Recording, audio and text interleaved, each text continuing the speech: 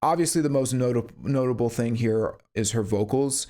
And specifically, I think it's her harmonies. I mean, she has these wonderful low harmonies that are interlaced with the music. Yeah, she starts with a low harmony here on this first line. Oh, sorry, hold on.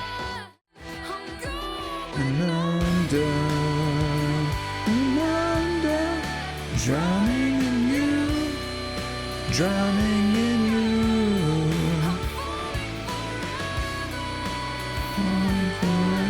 And she's almost like, I mean, it's so like falling forever. Like it's very soft. You can almost barely hear them, but like the way that it's mixed, they stand out and they're very noticeable. This is one of my biggest critiques with Who Will You Follow was that the mix on Who Will You Follow and a lot of modern metal in general is so overloaded, especially in the mid-range, that it cuts out harmonies. You can't hear them. So for example, and I'm gonna, you know what, I'm gonna do it. Let's go back to Who Will You Follow so I can show you what I'm talking about.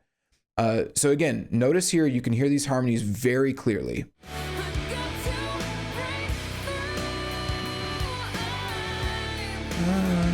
Here, hold on. Falling forever. I mean, very clear, easy to hear, even though they're very soft. Now listen to Who Will You Follow. Here. You can't hear them. You can barely, like, you hear them for just a split second when she says, when all your, you hear those low harmonies there, but they disappear almost immediately. Here it comes. Listen right here. They're gone. You hear it? It's like a magic trick, right? Like 1 minute there, 1 second they're there, 1 second they're gone. One more time. I just want to really drive this point home. You hear it for a second. They are definitely in the mix. She recorded harmonies here. When all your faith in reality, like something like that, right? But you only hear when all your faith, and they're just obliterated. Right now. Gone. Crazy that they mixed it like that, because as you can hear, she is well, first off, Amy Lee is a brilliant vocalist. She has a beautiful voice. I would even go as far to say that she has an iconic voice. We all know Amy Lee's voice, and she's brilliant when it comes to things like these harmonies, and to cut them out was just a huge L for Who Will You Follow.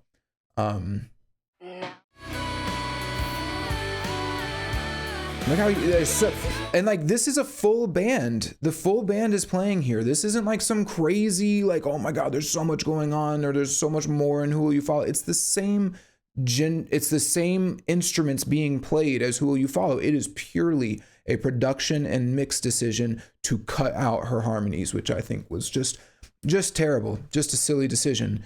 So yeah, with all that said though, let's talk about the lyrics for the chorus real quick. So in general, lyrics are fine here. They're not like mind-blowing, but they're good. They're good. So she says, I'm going under, you know, that's the conflict, right? She's losing herself. She's losing her sanity in this relationship. Like she is being fully submerged, and not in a good way. Well, actually, hold on. She's fully submerged in this relationship, in this person. Then she says the second line, which is drowning in you. Now that is interesting. So hold on, let's play that. I want you to hear it.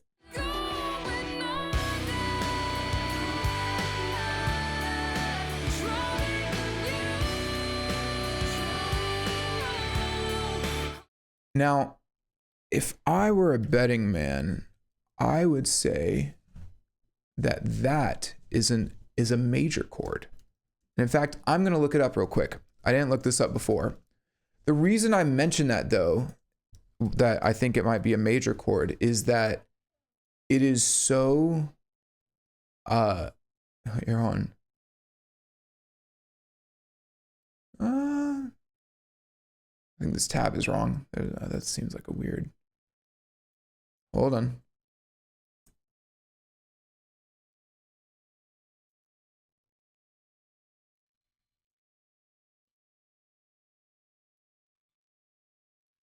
Yeah, Yeah, it's a major chord, so it goes from an E to a C major.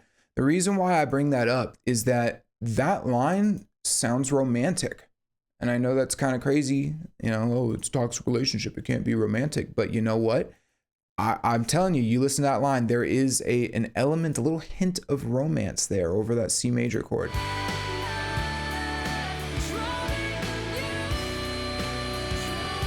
So when she says that drowning in you, there's like a sense of like a little hint of like passion or longing, whatever you want to call it, right?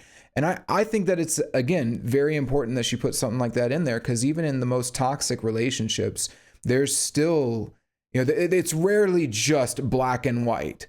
There's a reason why she's probably still in the relationship with him, or why she's ended up in this scenario to begin with. There was probably some elements of positive elements at some point, right? And I think it's like, it's not necessarily good for her to do this, but it is accurate of her to do this and to make it a little bit of a, you know, there is a little bit of passion there. There is a little bit of romance that even goes into this toxic relationship. But then, you know, the next line is, I'm falling forever, which, again, falling, we typically say falling in love. You know, we don't say falling into hate. You fall in love. And so there is an element of romance here that this chorus kind of introduces us, despite all of the chaos and the craziness and her drowning and all of it. That's just an aspect of the relationship that is there. Now, to be clear, I'm not saying that this is like, oh, she actually secretly wants the relationship. Maybe she does, maybe she doesn't. But I think that, in this case, what she's describing is that she's maybe too in love, or she's fallen so hard for this person, and she's so again, like, inundated with this person, that it's actually become too much. Like, it's just too much. She's got to, and that's the next line is, I've got to break through. So the full thing is, I'm going under, drowning in you, I'm falling forever, I've got to break through. And then she repeats, I'm going under, but that's fine. So the idea here to me is like, you can say, okay, it's just the toxic relationship, the chaos and all of that, but you could also interpret it as like, I have fallen so in love with you that it's like bad for me, you know, it's like causing chaos in my life. Now, whether or not that's really the case in this relationship or in this song, we'll figure out as the lyrics go on, but it's just interesting for her to use these words and to sing them in this way, and for this to be the phrasing.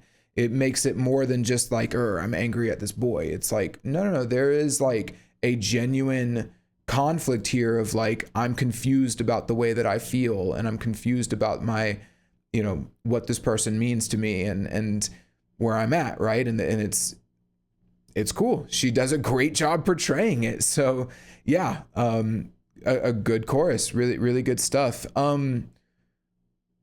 Quick little note, something I also wanted to note is that when she says, I'm going under, drowning in you, I'm falling forever, she could have just repeated the line, I'm going under, and then just said, I've got to break through. So she could say, I'm going under, drowning in you, I'm going under, I've got to break through, but she did not do that. And I know, like, that seems like very small, like, well, of course she would, but so many choruses and bands and artists today don't do that shit. They will just automatically repeat it. In fact, I think they did in Who Will You Follow. Hold on. I think that they did do the repeat in Who Will You Follow. It says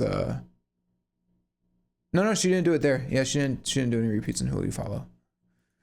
Anyway, so yeah, just a small thing, but it just shows like they just a little extra work. And that's kind of the big thing with this song that I've noticed is like, there's just these little moments where there's like extra work. Like they didn't need to do that, but there's just a little extra effort put in that takes this song and elevates it from being like, you know, kind of just a general rock, early 2000s rock song to actually being a pretty fucking cool song, like a pretty sweet song.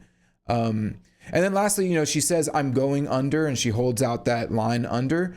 But it's not without a purpose. Even that's not without a purpose. She holds it out while the guitar riff plays underneath. So it's like a nice little transition back into the verse after such a grand and beautiful chorus. Here, listen to that. Again, back with that rhythmic guitar motif. And that brings us into verse 2. So yeah, I'm gonna let verse 2 play out.